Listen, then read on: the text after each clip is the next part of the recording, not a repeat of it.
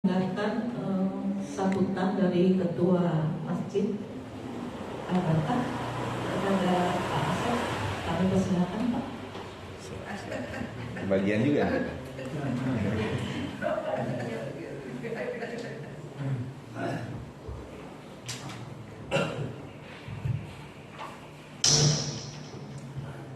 Assalamualaikum warahmatullahi wabarakatuh. Alhamdulillahirabbil alamin wassalatu wassalamu ala asrofil anbiya'i wal mursalin sayyidina wa maulana Muhammadin wa ala alihi wa ashabihi ajmain, amma ba'du. Yang saya hormati Ustaz Bambang, Ustaz Resbani, Pak Haji Jamris, Pak Haji Ahmad Taibani, Pak Haji Aminuddin, Pak Haji Abdul Manan, Bapak saya lupa namanya, Dr. Azwan, ya subhanallah siapa ya, Bang di sini, ada Bang Amin, Bang Syukur. Kalau ibu-ibunya saya nggak hafal semua, tapi semua ini adalah ibu-ibu saya, subhanallah, sangat luar biasa. Pertama mari kita panjatkan puji serta syukur kita kepada Allah Subhanahu Wa Taala, salawat dan salam atas Nabi kita Muhammad Sallallahu Alaihi Wasallam, keluarga, sahabat dan pengikutnya hingga yaumil qiyamah. Mudah-mudahan Allah Subhanahu Wa Taala memberikan keistiqomahan kepada kita di dalam tahsin atau apa namanya, tahsin subuh ya, keistiqomahan, sehingga kita semua nanti di akhirat di yaumil qiyamah khususnya mendapat syafaat Rasulullah Sallallahu Alaihi Wasallam. Jadi syafaat semua itu nanti teman itu bisa memberikan syafaat. Contoh Pak Ustadz Bambang tadi, Bu Haji Pane, kalau Pak Ustadz Bambang masuk surga duluan, nah cari saya, nah gitu ya. Jadi itu bisa di dalam dalil-dalil itu seperti itu bisa. Nah, tetapi yang paling utama adalah syafaat dari Nabi kita Muhammad SAW, itu yang utama. Yang pertama kali memberikan syafaat adalah Rasulullah SAW. Nah, maka ulama-ulama sering memberikan, maka berkumpullah dengan orang-orang soleh. Karena nanti akan sama ya, sekecil apapun. Mungkin Pak Haji Jamris pernah memberikan saya kritikan atau apa, tapi itu berkesan dan membuat saya lebih maju lagi, katakanlah seperti itu. Itu nanti di akhirat akan, pernah berbuat baik dan lain-lain sebagainya, itu seperti itu. Jadi sama, saling bisa menolong satu dengan yang lainnya. Nah, alhamdulillah tahsin ini, baca Quran ini udah 10 tahun ya, subhanallah, sangat luar biasa ya. Kalau antara bisa dan tidak ya, itu nanti kita serahkan sama Allah. Tetapi yang utama adalah kewajiban kita, tolabul ilmi faridotun ala kulli muslimin wal muslimat. Itu yang utama, mencari ilmunya itu yang wajib. Kalau kita tidak mencari ilmu, itu kita dosa. Tetapi kalau kita tidak bisa, itu kita tidak dosa. Nah, ini yang harus kita pahami ya. Nah, itu subhanallah ya. Sama dengan hadis Rasulullah SAW, irtanim homsan qabla homsin. Ini enggak lima-limanya, enggak saya sebutin ya. Satu aja yang saya sebutin. Kalau lima-limanya bisa sampai jam 8. Nah, itu ya. Pergunakanlah masa senggangmu sebelum datang masa sempitmu. Nah, ini subhanallah ya. Jadi kita diberikan waktu senggang sama Allah Subhanahu Wa Taala.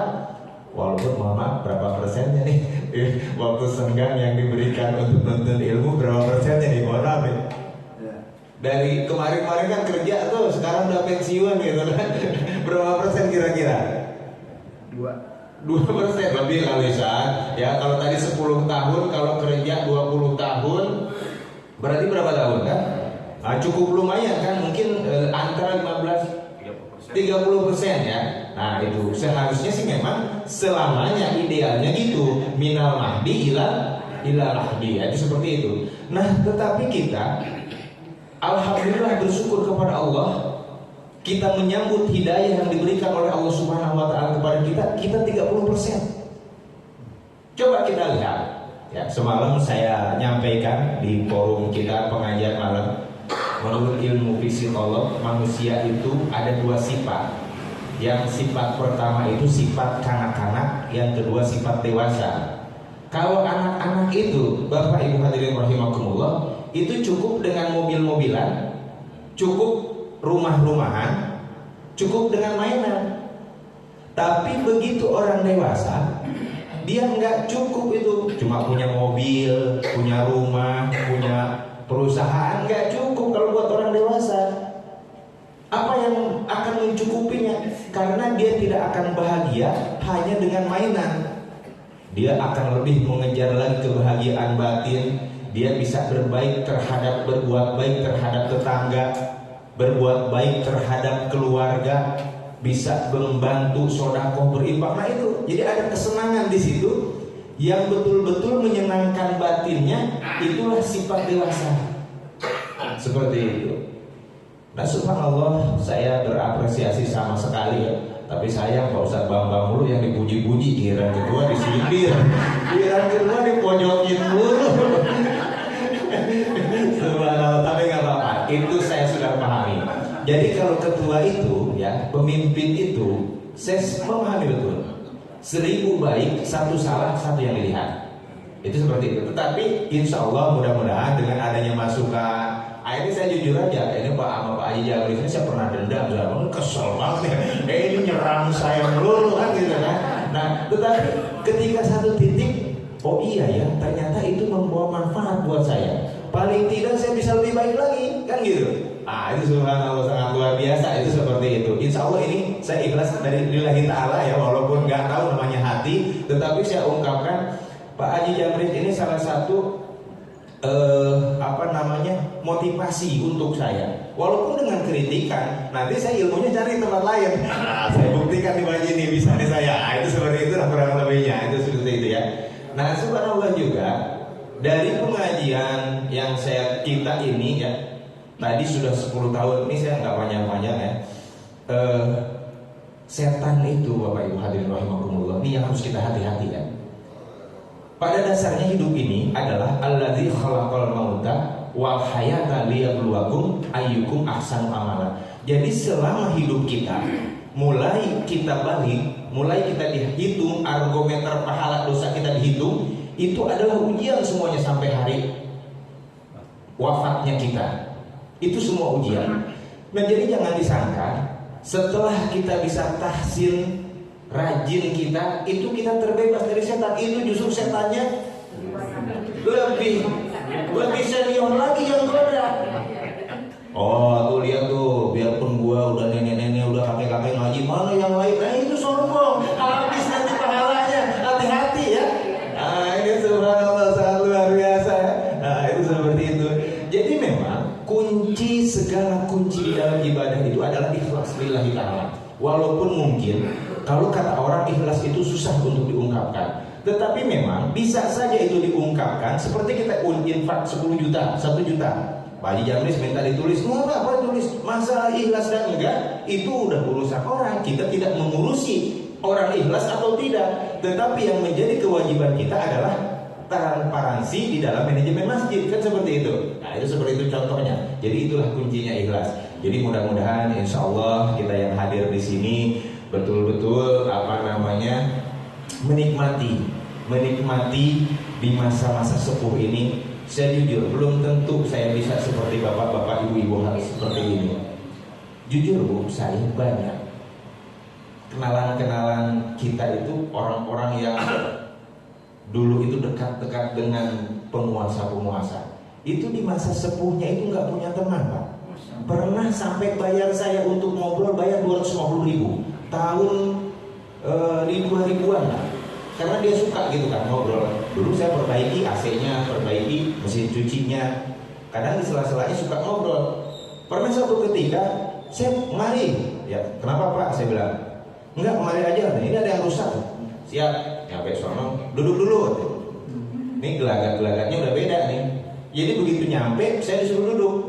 Panggillah dari rumahnya itu, yang bagian dapur itu, tolong buatin kopi, Asep nih. Udah ngobrol, Pak, mana yang rusak? Enggak, katanya ngobrol aja katanya. Nanti saya kasih amplop, tenang aja, saya kasih duit.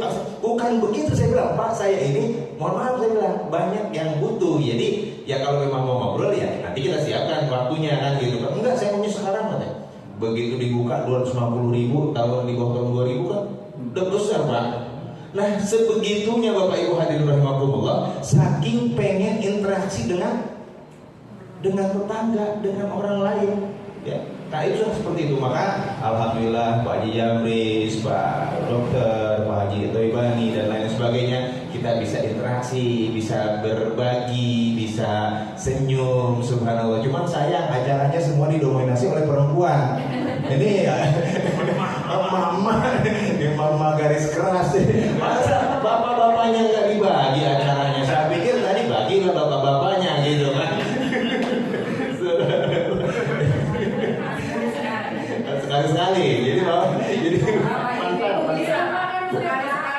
Tuh, masih ada aja kan ngelesnya kan, masih ada aja. Siap. Tapi habis lebaran ngaji lagi. Ngaji lagi, alhamdulillah. Subhanallah. Ya, subhanallah. Ya, nanti gitu ya. Jadi ada TikTok. Kalau nggak balance kan nggak enak ya, seperti itu. Jadi ya seperti itu lah kurang lebih. Nah, ini sih bercanda aja. Biar ada apa namanya? Represi. Ini juga saya bicara gini biar agak senyum semuanya gitu ya. Subhanallah ya. Mudah-mudahan insya Allah nanti ke depannya lagi kita bisa lebih baik lagi, sama-sama bisa berbuat baik, karena memang in ahsantum li anfusikum wa in asatum falaha. Kata Allah, apabila kalian itu berbuat baik, sesungguhnya perbuatan baik itu akan kembali kepada dirimu, akan kembali kepada orang yang berbuat baik.